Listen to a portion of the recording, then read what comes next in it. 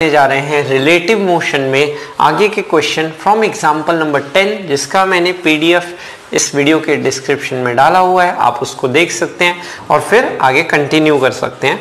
तो बढ़ते हुए एग्जांपल नंबर 10 से, एग्जांपल नंबर 10 में क्या लिखा है, a lift is moving up with acceleration a. ये सपोज एक लिफ्ट है ना। अब इस लिफ्ट के बारे में क्या दिया हुआ है, ये लिफ्ट जो है ये ऊपर जा रही है किस एक्सेलरेशन से, ए से। Person inside the lift throws the ball upwards, एक बॉल फेंकी गई ऊपर की तरफ ना। पूछा है what is time of the flight of the ball and what is maximum height reached by the ball in the lift. तो ये इस बॉल की टाइम ऑफ फ्लाइट पूछा गया है और इसकी मैक्सिमम हाइट पूछा गया है। ये दो चीज हमसे पूछी गई है, ये दो चीज हम निकालना चाहते हैं। तो यहाँ पे हम बोल रहे हैं, डायग्राम से हमें देखने मिल रहा है कि एंगल ऑफ प्रोजेक्शन कितना है, 90 डिग्री। तो यहाँ पे हम क्या बोल सकते हैं, सबसे पहले ये अगर ऊपर जा रही है तो इस पार्टिकल पे अगर बोलूं तो सूडो फोर्स कहाँ लगेगा, नीचे। mg फोर्स नीचे लगेगा है ना, वेट, और साथ ही साथ pseudo force non inertial frame हो जाता है तो सूडो फोर्स ma भी नीचे लगेगा। तो नेट इफेक्टिव फोर्स नीचे हो गया mg प्लस ma, उसके corresponding effective acceleration due to gravity मेरी निकल के आ गई g प्लस a। तो अब बस यहाँ पे मुझे g लिखना है, वहां g प्लस a लिख दिया जाएगा। तो इसको करने का तरीका क्या होगा, यहाँ पे हाईएस्ट पॉइंट पे मैं पता कर लेता हूँ कितना ना, वेलोसिटी 0 हो गया, यहाँ से यहाँ तक पहुँचने का टाइम t/2, तो लिखते हुए उत्सव। तो सबसे पहले हम बोल सकते हैं इनिशियल वेलोसिटी ऊपर है प्लस u। नेक्स्ट टाइम पूछा गया है तो यहाँ से यहाँ तक पहुँचने का टाइम जो होगा वो टाइम ऑफ फ्लाइट का आधा हो जाएगा। हमसे पूछा है time of flight of the ball. Next displacement कितना होगा, तो यहाँ से यहाँ तक जाने का जो डिस्प्लेसमेंट होगा दैट इज मैक्सिमम हाइट, जिसको हम h कह देते हैं। नेक्स्ट एक्सेलरेशन जो होगा वो टोटल तो नीचे ही है पर मैग्नीट्यूड कितना है, minus of g plus a लिख दिया जाए। अब आते हैं इसके फर्स्ट पार्ट पे बात करने, that is time of flight, t पता करने हैं। देखो t के लिए क्या लिखते हुए, s equal to u t plus half a t square अगर लिखते हैं तो s हो गया s equal to u t plus half a t square. अगर आप लिखने जाओगे ना तो यहाँ पे हम बोल सकते हैं, अगर यहाँ पे बात की जाए तो अगर मैं यहाँ पे total time of flight t use करता हूँ, उस total time of flight t में ना यहाँ से यहाँ तक डिस्प्लेसमेंट 0 हो जाएगा। This is you t plus half of acceleration की जगह आप लगा दोगे minus of this is g plus a into T square. इसका यूज कर सकते हैं, एक t से t कैंसिल हो जाएगा तो t का रिलेशन यहाँ से आएगा 2u divided by g plus a। एक तरीका ये रहा। एक और तरीका हम क्या कर सकते हैं, v equal to u plus a t लगा लो। हम बोल सकते हैं कि ये t वैल्यू t/2 रखता हूं तो उस टाइम पे हाईएस्ट पॉइंट पे वेलोसिटी कितनी हो जाती है, 0। तो यहाँ पे हम बोल सकते हैं u तो u ही रहेगा पर एक्सेलरेशन जो हो जाएगा that is minus of g plus a कर दिया जाए। तो यहाँ से मेरा टाइम ऑफ फ्लाइट कितना आएगा, तो u यहाँ लेके आऊंगा तो क्रॉस मल्टीप्लाई करोगे तो 2u डिवाइडेड बाय आ गया g प्लस a। दोनों तरीके से सेम आंसर आ रहा है। या फिर 2u sine theta by effective g projectile motion का, और थीटा 90 डिग्री रख दो, वहां से भी हो जाएगा। फिर दूसरा पार्ट पूछा है मैक्सिमम हाइट। अब वो मैक्सिमम हाइट कैसे निकाला जाए, तो मैक्सिमम हाइट निकालने के लिए VUAS का यूज करो, that is v square equal to u square plus 2as। हम बोल सकते हैं मैक्सिमम हाइट पे वेलोसिटी 0, इस पॉइंट पे initial velocity plus u, acceleration is minus of g plus a, effective acceleration. अब g की जगह g प्लस a हो गया, नॉन इनर्शियल फ्रेम, और डिस्प्लेसमेंट कितना हुआ यहाँ से यहाँ तक का इज प्लस h। तो ये वो मैक्सिमम हाइट हुई। इस u स्क्वायर को यहाँ ले जाऊं तो 2g प्लस a इसके नीचे आ जाएगा, इस u square divided by 2 times g plus a। तो ये आया मेरे पास मैक्सिमम हाइट करके। या फिर आप इसमें फॉर्मूला यूज कर सकते हो, यू स्क्वायर ना sine square theta by 2 times g, projectile motion वाला, थीटा में 90 रख देना तो साइन स्क्वायर 91 हो जाएगा, और जी की जगह जी इफेक्टिव रख देना, दैट इज जी प्लस ए। तो ये मेरे पास आ गया, दैट इज मैक्सिमम हाइट पूछा जाता कितना होगा इस प्रोजेक्टाइल का, तो ये है अपने पास मैक्सिमम हाइट। दो चीज पूछी थी, time of flight and maximum height. Time of flight हम बोल सकते हैं v equal to u plus a t लगा दो, यहाँ पे v की वैल्यू 0 रख के, u और t की वैल्यू t बाई 2 रख देंगे, और g इफेक्टिव हो जाएगा g प्लस ए, क्योंकि अब यहाँ पे mg भी नीचे लगेगा और सूडो फोर्स ma भी नीचे लगेगा। हमने बात की थी a एक्सीलरेशन ऊपर होगा तो सूडो ma कहाँ लगेगा, नीचे ma करके। और यहाँ पे भी हम बोलेंगे हाईएस्ट पॉइंट पे v0 u है, फिर a की जगह माइनस ऑफ g प्लस ए और s आ गया h, यहाँ से आप h निकाल सकते हो।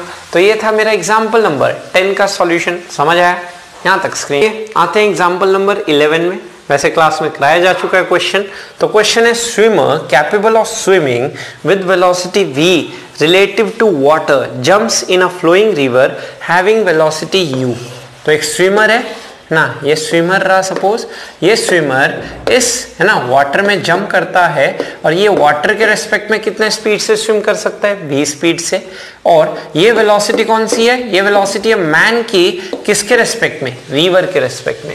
और रीवर जो है वो ग्राउंड के रेस्पेक्ट में किस स्पीड से मूव कर रही है, u स्पीड से ना।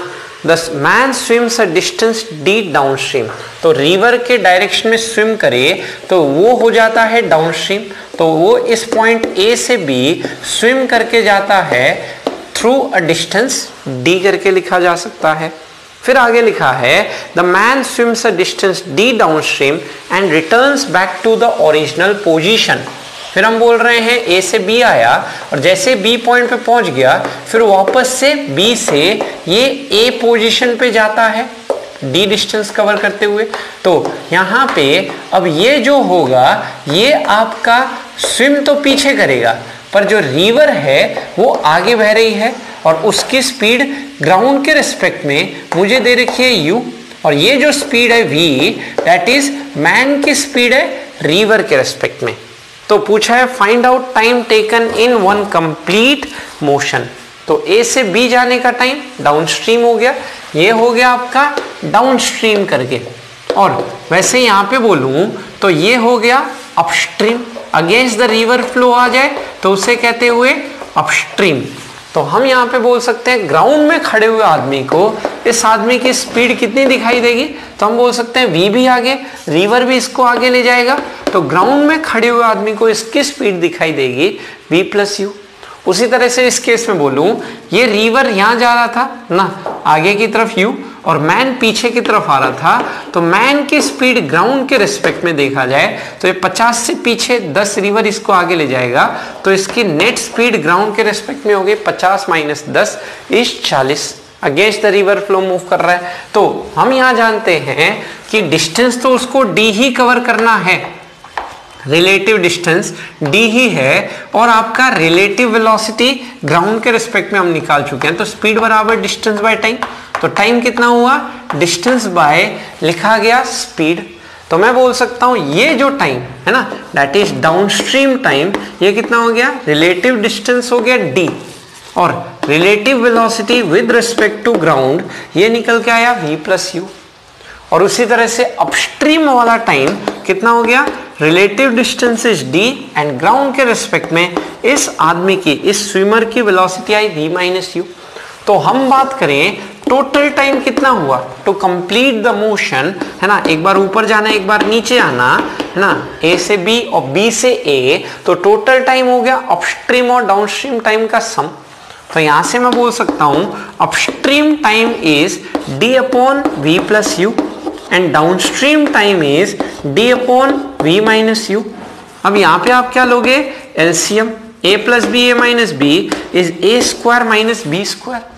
एलसीएम लिया जाए this is dv minus du plus this is dv plus du करते हुए, अब du से du कैंसिल हो गया, dv प्लस dv ये मेरे पास आ गया is equal to 2dv divided by denominator में बन के आया v स्क्वायर माइनस क्या बोल सकता हूं u स्क्वायर। ये हुआ टोटल टाइम इस बॉडी को a से b और वापस से b से आने में।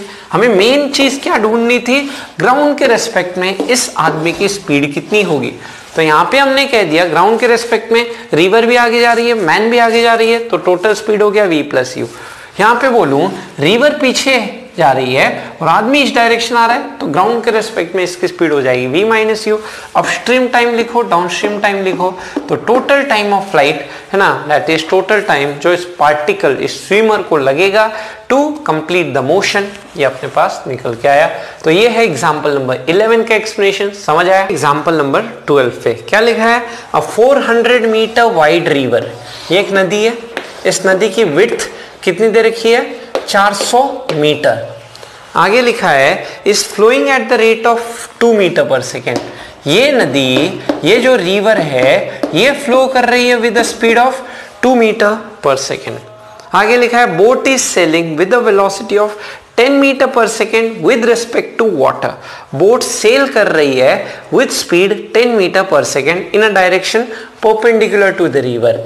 मतलब यहाँ पे हम बोल सकते हैं रिवर के परपेंडिकुलर डायरेक्शन में ये जो बोट है ये सेल कर रही है with respect to river with the velocity 10 metre per second. कहने का मतलब जाना तो नदी यहाँ है ना, ये जो बोट यहाँ चाहती है इस पॉइंट पे, पर जो नदी का बहाव है, फ्लो है, वो इसको आगे की तरफ इस पाथ के अलोंग ले जाता है।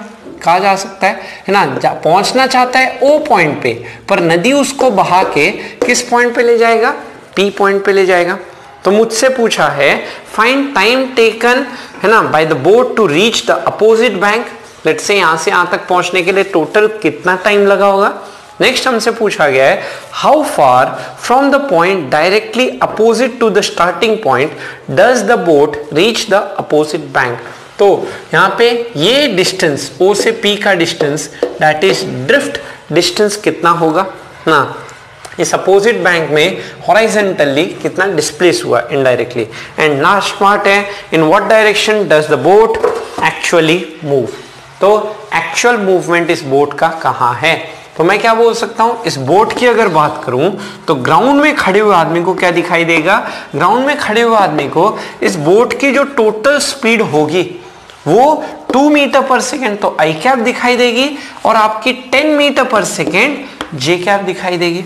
ये हो गई बोट की वेलोसिटी ग्राउंड के रिस्पेक्ट में। इन दोनों का सम VBR प्लस VRG करते हुए ना, VBR प्लस VRG कर दो, ये आया मेरे पास ना, दैट इज बोट की स्पीड ग्राउंड के रिस्पेक्ट में। तो मैं बोल सकता हूं VB minus VR, VR minus VG, that is VB minus VG which is VBG। तो ये आ गया मेरे पास वेक्टर सम हम करते हुए, ये आया 2 का आई कैप एंड दिस इज 10 का क्या लिखा जा सकता है जे कैप।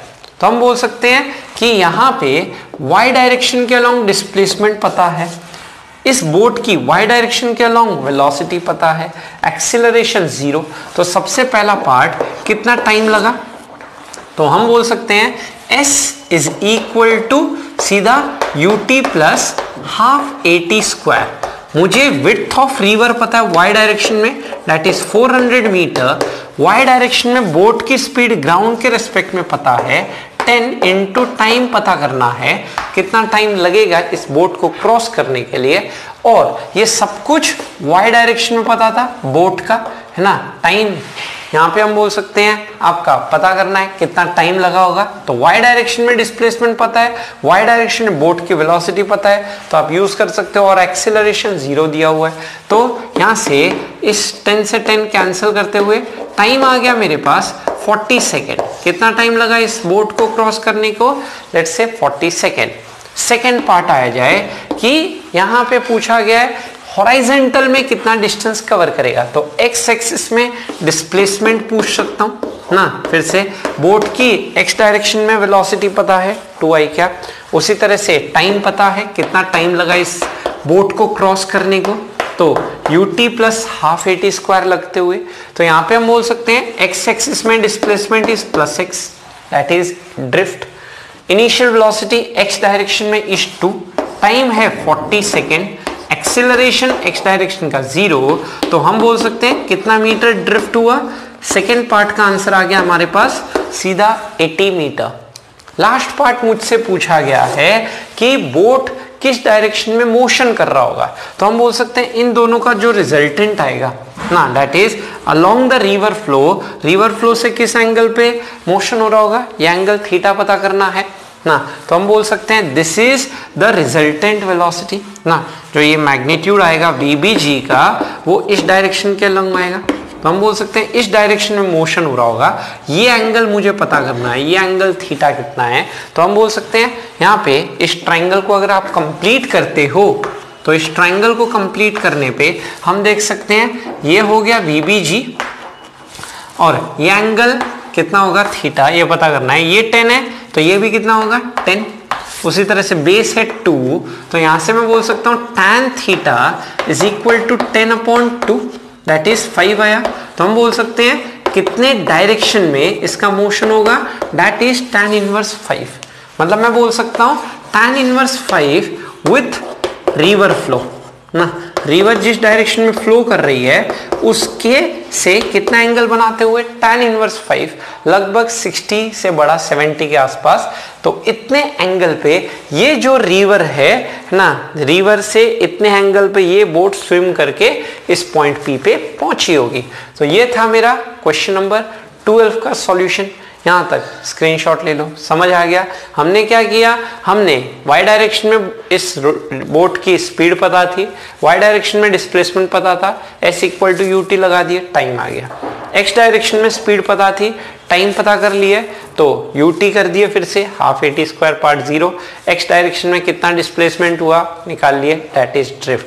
फिर मुझे पता करना है कि इसने कितना, लेट्स से ना, यहां से जब यहां गया होगा तो रिवर फ्लो से कितने एंगल पे स्विम किया होगा, तो ये 10 है, ये 2 है, तो tan थीटा 10/2 दैट इज 5 आया, तो थीटा आ गया tan इनवर्स 5। ये था मेरा एग्जाम्पल नंबर 12 का सॉल्यूशन। यहाँ तक एग्जाम्पल नंबर 13 में ये क्वेश्चन भी क्लास में आपको कराया गया है, एरोप्लेन विंड एरोप्लेन प्रॉब्लम करके। वही क्वेश्चन हम फिर से सॉल्व करने जा रहे हैं। ये आपका जो अपस्ट्रीम डाउनस्ट्रीम वाला ऊपर वाला स्विमर वाला क्वेश्चन था, कुछ वैसा ही है, बस 2 डायमेंशन फ्लो में लिखा है। An aeroplane flies along a straight path A to B। एक एरोप्लेन को इस स्ट्रेट पाथ के अलोंग फ्लाई करना है, A से B लाइन के along. The distance between A and B is L, और इस A और B के बीच का डिस्टेंस दिया हुआ है L। Aeroplane maintains constant speed v with respect to wind. यहाँ पे बोला गया है एरोप्लेन की velocity with respect to wind आपको कितना दिया हुआ है v करके। देयर इज अ स्टेडी ना wind with a speed u at an angle theta with the line AB। इस AB लाइन से थीटा एंगल पे एक विंड फ्लो कर रही है विद स्पीड u, और ये जो विंड है ये कितने एंगल पे फ्लो कर रही है, इस हॉरिजॉन्टल से थीटा एंगल पे ना। जब ये B पॉइंट पे पहुंच जाएगा उसके बाद भी ये जो विंड है यहाँ पे यही दिया हुआ है कि ये u स्पीड से इसी थीटा एंगल पे फ्लो करती रहेगी ना। ये जो u है this is the velocity of wind with respect to ground. अब मुझसे क्या पूछा गया है ना, यहाँ पे बोला गया है determine the expression for total time of the trip. तो इस एरोप्लेन को A से B तक आना है और फिर वापस से B से रिटर्न करके A तक पहुंचना है। तो हम कह सकते हैं कि इसको स्ट्रेट पाथ में मूव करना था, तो उसके लिए ये जो एरोप्लेन है लेट्स से हॉरिजॉन्टल से कितना एंगल पे फ्लाई करता है, अल्फा एंगल पे। अरे सीधा इस डायरेक्शन फ्लो करेगा तो विंड इसको नीचे ले जाएगा। तो हम बोलते हैं कि इस v का एक कंपोनेंट जो होगा v साइन अल्फा, वो इस विंड के नीचे वाले कंपोनेंट को क्या करेगा, बैलेंस करेगा ना। तो अगर मैं यहाँ पे बोलूं कि ये एरोप्लेन जब इस पॉइंट A पे है तो इस v के 2 कंपोनेंट आएंगे। ऊपर वाला कंपोनेंट हो गया v sine alpha and horizontal वाला कंपोनेंट हो गया v कॉस अल्फा। उसी तरह से इस विंड का भी बोलूं, इसके भी 2 कंपोनेंट होंगे, हॉरिजॉन्टल एंड वर्टिकल। तो ये कंपोनेंट होगा दिस इज u का cos थीटा, और नीचे वाला कंपोनेंट होने चला गया मेरे पास u का sin थीटा। अब अगर मैं यहाँ पे बोलूं इसको यहाँ से यहाँ फ्लाई करना है पॉइंट ए से पॉइंट बी तक पहुंचना है, तो हम बोल सकते हैं कि नेसेसरी कंडीशन क्या है कि इस पॉइंट पे जो भी टोटल वेलोसिटी होनी चाहिए वो बस हॉरिजॉन्टल वाली होनी चाहिए, जिसमें v cos अल्फा बड़ा होना चाहिए। तो इस डायरेक्शन में नेट वेलोसिटी कितनी लिखेंगे, v cos alpha minus u cos theta, और ये इस डायरेक्शन में फ्लाई करे, ये तो वो वेलोसिटी हो गई जो ग्राउंड के रेस्पेक्ट में हो गई इस एरोप्लेन की। This is the velocity of aeroplane with respect to ground. और कंडीशन क्या होगी कि अगर ये फ्लाई करे, उसके लिए नेसेसरी कंडीशन है कि ये v sin अल्फा किसको बैलेंस कर जाए, u sin थीटा को बैलेंस कर जाए। अगर पूछा जाता कि किस एंगल पे फ्लाई करे ताकि वो है ना पहुंच जाए वहां पे, तो ये वो कंडीशन हो जाती। वैसे हमें अल्फा नहीं दिया है, वो हमने खुद माना, u दिया, थीटा दिया, v दिया, तो हम यहाँ से अल्फा निकाल के आगे जो रिजल्ट होगा उसमें पुट कर देंगे। सिमिलर वे में यहाँ पे भी आते हैं। तो यहाँ पे भी हम बोल रहे हैं ये एरोप्लेन उसी स्पीड v से, दैट इज ये स्पीड हो गई एरोप्लेन की विंड के रेस्पेक्ट में, और ये स्पीड है विंड की ग्राउंड के रेस्पेक्ट में। अब उसे रिटर्निंग जर्नी करनी है ना, वापस B से A पहुंचना है, तो उसी एंगल अल्फा पे आएगा सच दैट, फिर से यहाँ पे अगर मैं B पॉइंट पे अगर बोलूं तो इस V के दो कंपोनेंट रिजॉल्व करने जाओगे। Horizontal component is v cos alpha and ऊपर वाला vertical component is v sin alpha. उसी तरह से इस u के भी दो component u cos theta and u sin theta resolve करते हुए हम लिख सकते हैं this is u cos theta and vertical नीचे वाला कंपोनेंट आ गया निकल के u sin थीटा।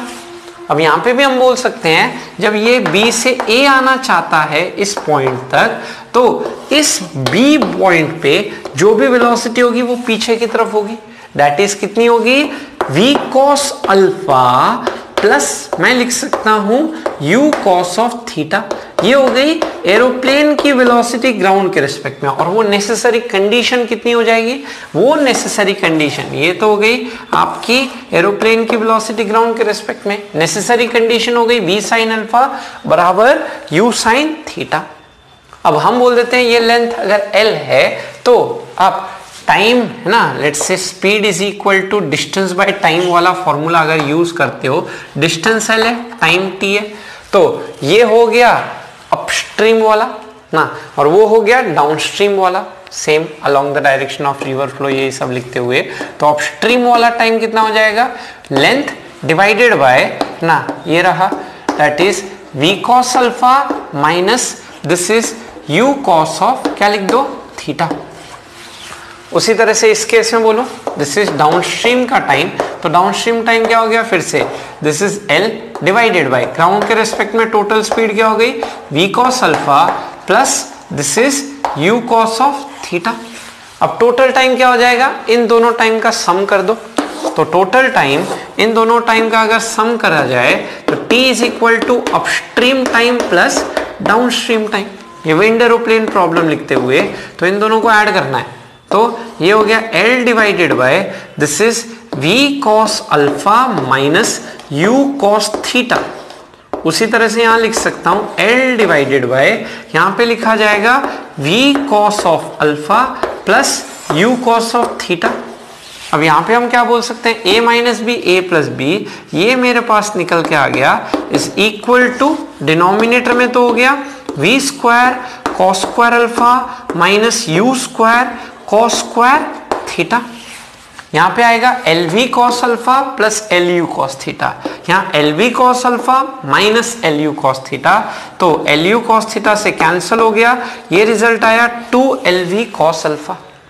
अब यहाँ पे हम क्या बोल सकते हैं, साइन अल्फा है, वहां से cos अल्फा की वैल्यू आप निकाल के यहाँ पे ना अगर ट्राइंगल बना के आप निकाल के रखना चाहें, निकाल के आप फाइनल यहाँ रख सकते हैं। मेन ये तरीका सिखाना था इस क्वेश्चन को अप्रोच करने का। यहाँ पे भी आप वही जैसे अपस्ट्रीम डाउनस्ट्रीम के टाइम निकाल के ऐड करते हो, वही कॉन्सेप्ट आप लगा के इस क्वेश्चन को सिंप्लीफाई करोगे। तो ये है मेरा एग्जाम्पल नंबर 13 का एक्सप्लेनेशन। आई गेस सबको समझ आ गया। तो रिलेटिव मोशन के क्वेश्चन करने का बेस्ट तरीका क्या होता है कि रिजॉल्व करके काम करो, अपस्ट्रीम डाउनस्ट्रीम और दोनों टाइम को ऐड कर दो। इस टाइप के क्वेश्चन हम कर चुके हैं। तो सब्सक्राइब कीजिए आयोटा इंस्टीट्यूट चैनल को और प्रेस कीजिए बेल आइकन को ताकि आपको मिल सके हमारा लेटेस्ट वीडियो सबसे पहले, और ये बिल्कुल फ्री है।